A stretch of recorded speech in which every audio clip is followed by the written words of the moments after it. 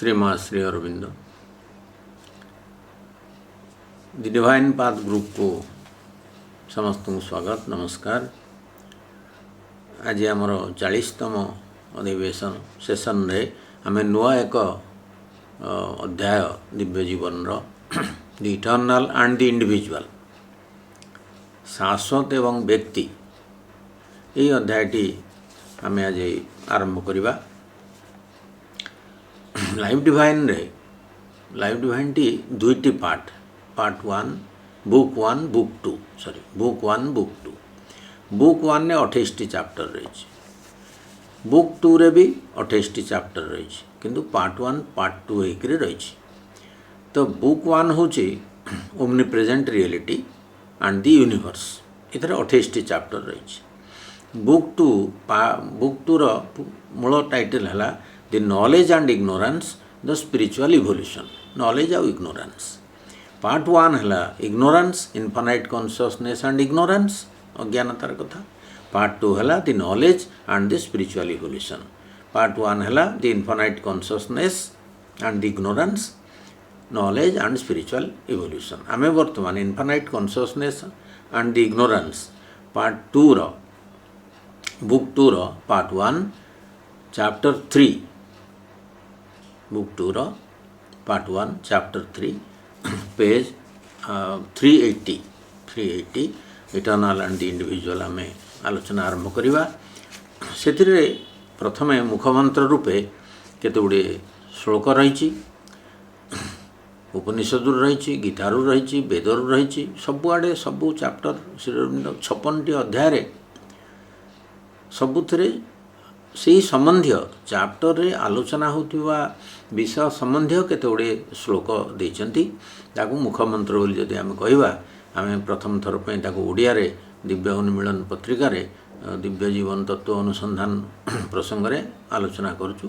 8 T chapter cover हेछि Divya उन्मीलन पत्रिका रे, सेतिरे मुखमंत्र रो व्याख्या करा जाउछि। मुखमंत्र रो मध्य कलेक्शन आश्रम रे मिलुछि, सबु मुखमंत्र अर्थ एवं सबु टीका मध्य मिलुछि। गोटे कथा हला ये जो प्रथम श्लोकटी हला ही आम आई, सेठी सो अहम, एटी उपनिषद ईशो उपनिषद 16 श्लोक बा 16 मंत्र। ये पूरा श्लोकर शेष सोहम अस्मि शेष शब्दटी पूरा श्लोकटी को आमको जदि आम अध्ययन करिबा देखिबा सितरे सूर्यंक विषय कहुई एवं सूर्यंकर ज्योति भितरु से ब्रह्म को देखिचंती द्रष्टा जे कि ऋषि तांको आह्वान करिचंती। आम से श्लोकटी पढ़िबा तार अर्थ करिबा।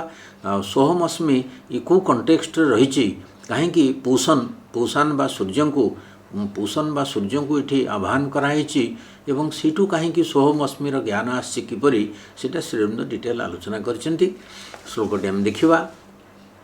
पूषण एकर्षे यम सूर्य प्राजापत्य द्विह रश्मिन् समूह तेजो यत् ते रूपं कल्याणतमं तत्ते पश्यामि यासो बसौ पुरुषः सोहम अस्मि। मोर संस्कृत ज्ञान बहुत कम, आम देखिबा ताकू पदपाठ करिबा। पूषण एकर्षे यम सूर्य प्राजापत्य व्यूह रश्मिन् समूह, ये सहज खाली पूषण एकर्षे ये गोटे रहा। आपण माने देखिबे स्क्रीन रे श्लोकटी तार पदपाठ सहित जहाँ आम ये पढ़ा सीटे आप स्क्रीन में देखा पाइबे। तापर कहते तेजो तेजः यत् ते रूपम कल्याणतमम, इधर किसी परिवर्तन नहीं। ते रूपम कल्याणतमम तत्ते द्वितीयतः होइछि तत्ते पश्यामि। यह योसा बसौ यह असौ पुरुषः सह अहम अस्मि, पुरुषः सोहम अस्मि, पुरुषः सह अहम अस्मि। ही आम आई अहम अस्मि, ही आई आम। अन्वय यदि करवा पदपाठ पर हे पूषण हे एकर्षे हे यम, हे सूर्य, हे प्राजापत्य, रश्मिन् व्यूह समूह तेज यत्ते कल्याणतमं रूपम तत्ते पश्यामि असौ असौ यह पुरुषः स अहं अस्मि। हे पूषण, हे पोषक, पूषण सूर्यंकर अन्य नाम जे कि परिपोषण करती। पोषण फॉस्टरर, श्रीरामनगर अनुवाद होची फॉस्टरर। एक अर्से हे एकमात्र द्रष्टा, सोल सियर द्रष्टा। यम, हे नियामक, कंट्रोलर, नियामक यम। सूर्य, आलोकमय सूर्य। प्राजापत्य, हे प्रजापतिंकर शक्ति। रश्मिन् व्यूह, तुमर किरण गुड़ी को व्यूह सुविन्यस्त कर। मार्शल दाइरेज, पढ़ा ताको समूह तुमर आलोक संहत कर। तेज यत्ते कल्याणतम रूपम, तुमर जो तेज तुमर कल्याणतम रूप अटे तत्ते पश्यामि, ताहाकु मु देखि पारिबि जेपरि। असौ असौ यह पुरुष, से जो पुरुष, सह अहम अस्मि, सी मु ही अटे। तो आवाहन कराई सूर्य को वैदिक सूर्य एवं सी सूर्य सावित्री नाम रे मध्य जना। तो श्रीरामनगर सिक्रेट्स ऑफ द वेद सूर्य सावित्री को स्रष्टा क्रिएटर बोली कहुई। श्रीरामनगर इंग्रेजी अनुवाद यह श्लोकटी है। ये ईशोपनिषदर 16 श्लोक, 15 श्लोक सहित समस्ते परिचित। हिरण्मयन पात्रेण सत्यसापीतं मुखम तत्त्वं पूषन् अपावृणु सत्यधर्माय दृष्टये।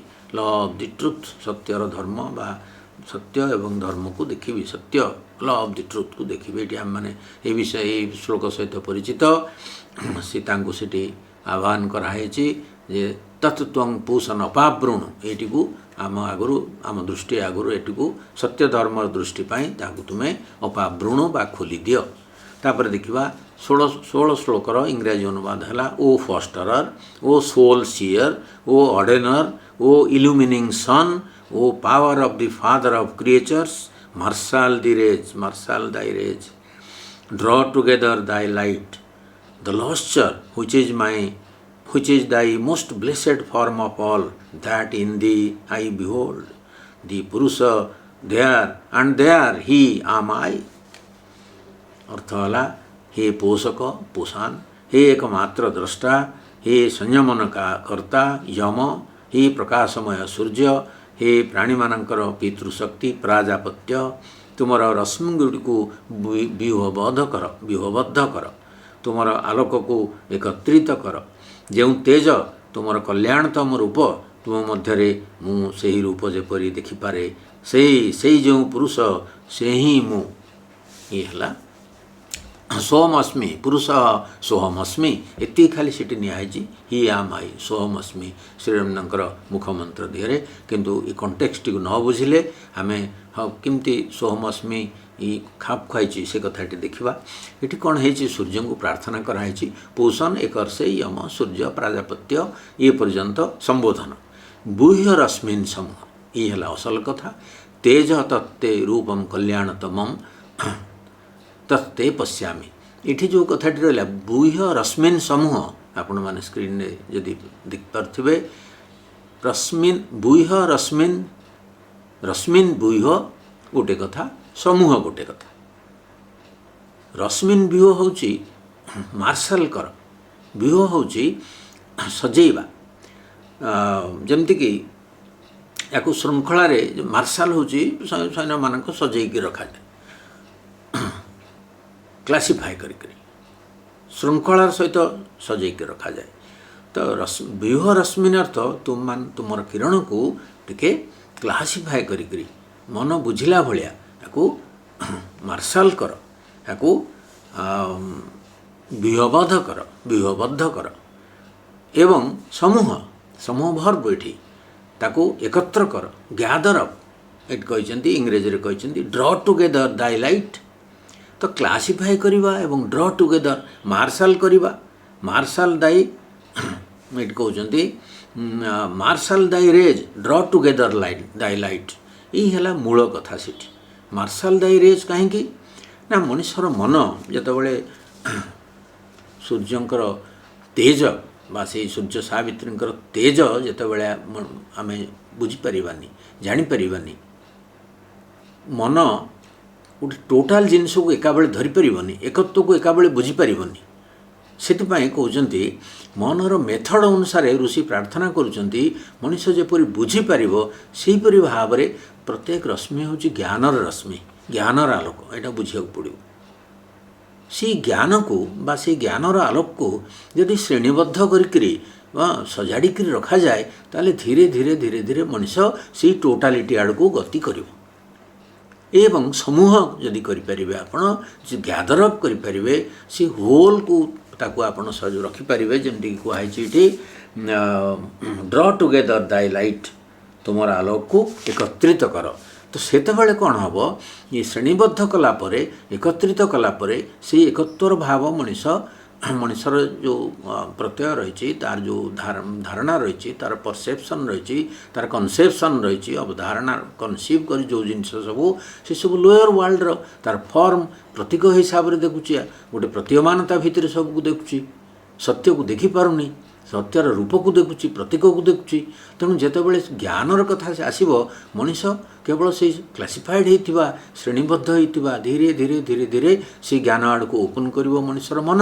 ଏବଂ ତାପରେ ଯେତେବେଳେ ତୁମେ ତୁମର କିରଣରାଜିକୁ, ଜ୍ଞାନ ରଶ୍ମିକୁ ଏକତ୍ର କରିବ, ସେତେବେଳେ ସେ ଏକତ୍ୱର ଜ୍ଞାନ ପ୍ରାପ୍ତ ହେବ ଏବଂ ପୁଣି ସେଇ ଏକତ୍ୱର ଜ୍ଞାନକୁ ତଳକୁ ଦେଖିବ ଏବଂ ତଳକୁ ଇଣ୍ଟରପ୍ରିଟ୍ କରିପାରିବ। ଶ୍ରୀଅରବିନ୍ଦ ଆମକୁ ସବୁବେଳେ ହାଇୟରକୁ ନେଉଛନ୍ତି ଏବଂ ବା ହାଇଏଷ୍ଟକୁ ନେଉଛନ୍ତି, ସେଇଠୁ ଏ ଲୋୟରକୁ ଦେଖାଉଛନ୍ତି। ଯେତେ ଆମେ ପଢ଼ିଲେଣି ଦେଖିବେ ମ୍ୟାନ୍ ଗଡ୍ ନେଚରରେ ଟ୍ରାନ୍ସେଣ୍ଡେଣ୍ଟ କଥା, ଟ୍ରାନ୍ସେଣ୍ଡେଣ୍ଟର ପଏଣ୍ଟ ଅଫ୍ ଭ୍ୟୁ, ସେଇ ଜଗତର ତଳକୁ ଦୃଷ୍ଟି, ସେଇ କଥାଟିକୁ ଧୀରେ ଧୀରେ ଡେଭଲପ୍ କରୁଛନ୍ତି, କନେକ୍ଟ କରିକି ସବୁବେଳେ ତଳ ଉପରକୁ କନେକ୍ଟ କରିକି ସବୁବେଳେ ବୁଝାଉଛନ୍ତି। ତେଣୁ ଏଇଠି ଋଷି ପ୍ରାର୍ଥନା କରୁଛନ୍ତି। ଅନ୍ୟ ଜାଗାରେ ସେ ଯେଉଁ ଇଣ୍ଟରପ୍ରିଟେସନ୍ ସବୁ ହେଇଛି, ବହୁତ ଅସୁବିଧା ଇଣ୍ଟରପ୍ରିଟେସନ୍ ଏଥିରେ ହେଇଛି। ସେ ଜମା ଧରିପାରିନାହାନ୍ତି ଏ ଭିତରେ କ'ଣ ଜିନିଷ ରହିଛି।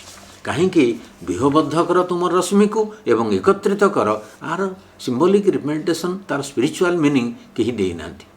ସେଇଥିପାଇଁ ମୁଁ ସମସ୍ତଙ୍କୁ ସବୁବେଳେ ରିକ୍ୱେଷ୍ଟ କରେ ଯେ ଅନ୍ୟ କାହାର ଇଣ୍ଟରପ୍ରିଟେସନ୍ ଉପନିଷଦର ପଢ଼ନ୍ତୁ ନାହିଁ। ଯେତିକି ଶ୍ରୀଅରବିନ୍ଦ ଲେଖିଛନ୍ତି ସେତିକି ଯଥେଷ୍ଟ, ଅଧିକ କିଛି ଜାଣିବା ଦରକାର ନାହିଁ। ଆମର ସାଧନା ପାଇଁ ଯେତିକି ଦରକାର,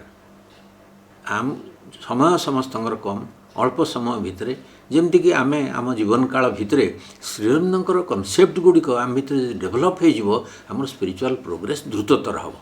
ସେଥିପାଇଁ ଯେଉଁମାନଙ୍କର ଇଚ୍ଛା ଅଛି ତା ଭିତରେ ଗବେଷଣା କରିବାକୁ ସେମାନେ କରିପାରନ୍ତି, କିନ୍ତୁ ଯେଉଁମାନେ ୟାକୁ ବି ପଢ଼ିପାରୁନାହାନ୍ତି, ଏଇ ବ୍ୟୁହବଦ୍ଧ କର ଆଉ ସମୂହ କର, ଏ ଜିନିଷଟିକୁ ସମସ୍ତେ ଜାଣିନାହାନ୍ତି। କାହିଁକି ଜାଣିନାହାନ୍ତି? ଉପନିଷଦକୁ ପଢ଼ିନାହାନ୍ତି ଶ୍ରୀଅରବିନ୍ଦଙ୍କର ଉପନିଷଦ ଲାଇଫ୍ ଡିଭାଇନ୍ ଡ୍ରାଫ୍ଟ ବୋଲି ଲାଇଫ୍ ଡିଭାଇନ୍ 1912 ଜୁଲାଇ 18 ତାରିଖ ଦିନ ଡାଏରୀ ନୋଟ୍ରେ ଲେଖିଲେ life divine, the life divine commences. ଦିବ୍ୟ ଜୀବନ ସେଇଠୁ ଆରମ୍ଭ ହେଲା। 1914 ଅଗଷ୍ଟ 15 ତାରିଖ ପ୍ରଥମ ତାଙ୍କ ବାର୍ଥଡେରେ ପ୍ରଥମ ଆର୍ଯ୍ୟପତ୍ରିକାର ପ୍ରଥମ ଇନଷ୍ଟଲମେଣ୍ଟ ପ୍ରକାଶିତ ହେଲା। ତା ପୂର୍ବରୁ 12 ଲାଇଫ୍ ଡିଭାଇନ୍ ଆସିଯାଇଛି ଟାଇଟଲ୍। ସେତେବେଳକୁ ଶ୍ରୀଅରବିନ୍ଦ ଈଶ ଉପନିଷଦକୁ ଲାଇଫ୍ ଡିଭାଇନ୍ ଡ୍ରାଫ୍ଟ ହିସାବରେ ଗ୍ରହଣ କରିଛନ୍ତି ଏବଂ ଈଶ ଉପନିଷଦ ଲାଇଫ୍ ଡିଭାଇନ୍ ବିଷୟରେ ବେଶୀ ଫରକ ନାହିଁ। ସେଇ ତତ୍ତ୍ୱ, ସେଇ ନଲେଜ୍ ଆଣ୍ଡ ଇଗ୍ନୋରାନ୍ସ, ବିଦ୍ୟା ଅବିଦ୍ୟା ସବୁ ସେଇ ଭାଗ କରି 5-6ଟି ଭାଗ କରିଥିଲେ। ସେଥିରେ ଏଇ ନଲେଜ୍ ଇଗ୍ନୋରାନ୍ସ କଥା ମଧ୍ୟ ରହିଛି। ତେଣୁ ଏଇ ମିଶାଇକରି ପଢ଼ିଲେ ଦେଖାଯିବ ଯେ ଈଶ ଉପନିଷଦର ଅନେକ ଜିନିଷ ଲାଇଫ୍ ଡିଭାଇନ୍ରେ ପୁରୀ ରହିଛି ସବୁଆଡ଼େ। ତେଣୁ ଏଇଠି ଗୋଟେ କଥା ଏଠି କହୁଛନ୍ତି, ଯେପରିକି ପ୍ରଥମେ କିରଣ ସବୁକୁ ବ୍ୟୁହବଦ୍ଧ କରିବା, ମାନେ ଉପନିଷଦ 2ଟି କ୍ରମିକ କ୍ରିୟାର ନିର୍ଦ୍ଦେଶ କରିଛି। ତ ତାକୁ ବ୍ୟୁହବଦ୍ଧ କରିବା ଆଉ ବ୍ୟବସ୍ଥିତ କରିବା, ସଜେଇକି ରଖିବା ଏବଂ ପରେ ନିଜର ପ୍ରକାଶ ସବୁକୁ ଏକତ୍ରିତ କରିବା ଆଉ ପୁଞ୍ଜୀଭୂତ କରିବା। ପ୍ରଥମେ କ୍ଲାସିଫାଏ କଲେ, ତାପରେ ପୁଞ୍ଜୀଭୂତ କରିବା, ଏକତ୍ରିତ କରିବା, ଅର୍ଥାତ୍ ସତ୍ୟର ପ୍ରତୀକ ଓ ତାର ସାରତତ୍ତ୍ୱର ସମ୍ବନ୍ଧରେ ଥିବା ପୃଥକ୍ ପୃଥକ୍ ଅନ୍ତର୍ଜ୍ଞାନ ଜରିଆରେ ଆମର ପ୍ରତ୍ୟୟ ଆଉ ପ୍ରତୀତିର ପଶ୍ଚାତରେ ଲୁଚି ରହିଥିବା ସତ୍ୟର ପ୍ରକାଶ କରିବା ଏବଂ ପରସ୍ପର ମଧ୍ୟରେ ଥିବା ଯଥାର୍ଥ ସମ୍ବନ୍ଧ ଦୃଷ୍ଟିରୁ ସବୁକିଛିକୁ କ୍ରମବଦ୍ଧ କରି ବ୍ୟବସ୍ଥିତ କରିବା। ତ तेणु आमर जो विभाजित मनर जो सब धारणा रही खंडित चेतनार जो स्थिति रही परिस्थिति से सबूर रूपांतर पाई सूर्यंकर अर्थात सत्यर हस्तक्षेप आवश्यक जहाँफल कि सी जो ढांकुणीटी रही आलोकर जो सत्यसा पीहितम मुखम सत्यर ढांकुणीटी घोड़ाई रही से जो पर्दाटी हटई देला परे सत्य धर्म बा ल ऑफ द ट्रुथ को आम देखिपर बोली ऋषि प्रार्थना कर तेणु ये सब जिनस सिग्निफिकेन्स देखो केते अधिक किपरि भाव में श्रीअरविंद को श्रीअरविंदर गोटे लाइन ये पढ़ा first there is an arrangement and से कथा को ओडियाटी आगे पढ़ली इंग्लिश देखा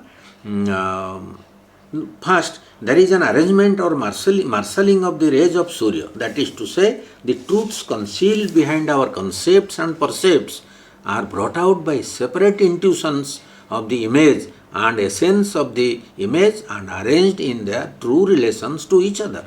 So, we arrive at totalities of intuitive knowledge and can finally go beyond to unity. This is the drawing together of the light of Surya. Samuha, drawing together of the light of Surya. This double movement is necessitated by the constitution of our minds.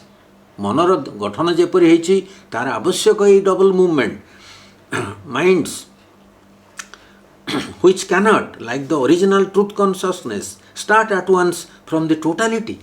Truth consciousness totality तलू देखियो मन आमर सेपरी तैयारी होनी जे कि totality तलू देखिपर तो truth consciousness देखिपारे सत्य चेतना अतिमान सत्य चेतना रुचित सत्य चेतना truth consciousness start at once हठात से टोटालिटी ही देखिबो and perceive its content from within भीतर देखिबो कंटेंट्स को mind can hardly conceive unity except as an abstraction से यूनिटी को देखि परिबोनी तापे अति सूक्ष्म स्त्रीय हो सेठी ए सम और ए भॉइड शून्य भी हो therefore it has to be gradually led from its own manner to that which exceeds it तो मनर निजस्व धारारू सी धीरे धीरे धीरे धीरे ताको अतिक्रम कर जहाँ रही से आड़ से मुव कर देखो माइंड हठात टोटालिटी ज्ञान पाइपर कि साइंटिफिक वे श्रीअरविंद प्रेजेंट कर सूर्यंकर जो ज्ञान रश्मि को से व्यूहबद्ध करवा ये ऋषिंकर जो कल्पना और श्रीअरविंदर जो एनालिसिस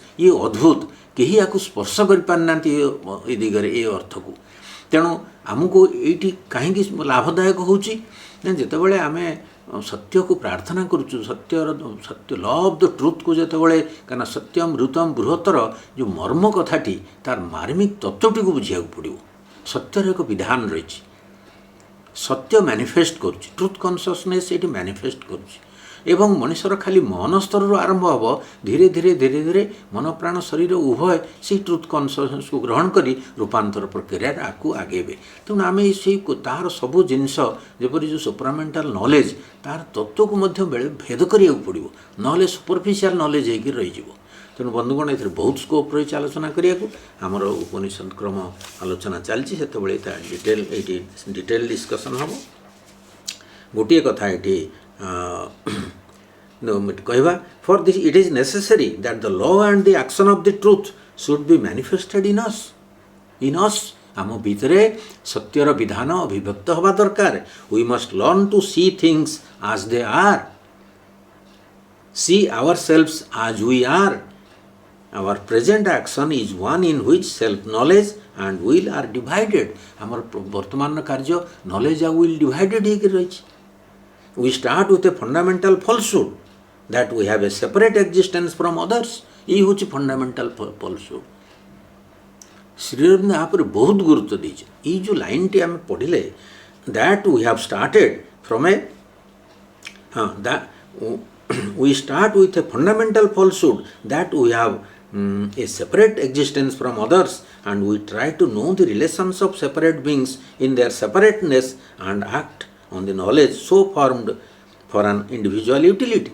तेणु ये जो फंडामेंटाल फॉल्सहुड रू आरंभ होइछि आम ज्ञान जे आम गोटे सेपरेट एक्जिस्टेंस अन्य मान ठारू एवं आम से नहीं आगू बढ़ू तो एंटायर लाइफ डिवाइन रे नॉलेज ऑफ द यूनिटी जोटी जोटी आलोचना होई कथाटी को यही बेस करी कथाटी को आलोचना कर we are not separate totality सत्य चेतनार ज्ञान हूँ टोटालिटीर ज्ञान सेठी यूनिटी सदावर्तमान होकर रही ये डिविजन मनीष से सुपरमेंटाल यूनिटी को ये प्रचेषा द्वारा प्राप्त कर सी लर्निंग प्रैक्टिस द्वारा धीरे धीरे धीरे धीरे सी जो ज्ञानर विहोबोध होता ज्ञान को भेद करी सुपरमेंटाल को बा अति मानसर बा रुचित ट्रुथ कॉन्शियसनेस भितर को जापर टोटाल नॉलेज भितर को जापर तेणु से कहते ये जो कथाटी तापर आसवा आमर जो असल कथाटी this is the lord the Purusha for it is the supreme light the supreme will the supreme delight of existence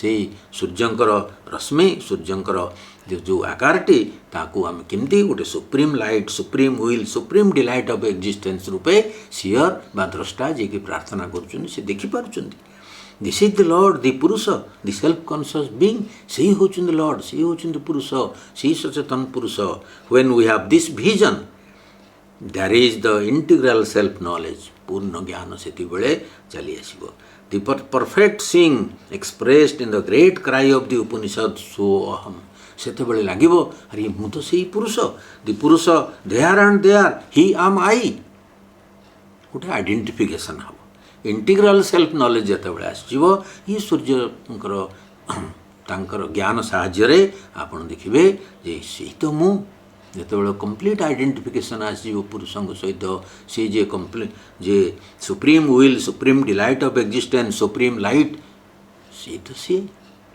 he am आई से तो मु the Purusha there and there असौ असौ जो कहते हाँ he am I the lord manifest himself in the movements and inhabits many forms but it is one who inhabits all सी समस्त भितर इनर बीइंग हिसाब रे इनमोस्ट बीइंग हिसाब रे से सबुआडे रही the self conscious being the real I whom the mental being individualized in the form is aware of as his true self से पुरुष को ट्रू सेल्फ हिसाब रे हम आविष्कार करवा आमर सोल हिसाब रे आविष्कार करवा it is he it is the all it is that which transcends the all से ही एवं सी सबू सबू अतिक्रम कर रही से ही मु मोर भीतर रही पुरुषंकर मोर से ही मु that he am I A complete identification रे सोहम अस्मि ये जो श्लोकटी रही ये श्लोक रे आम देखिबा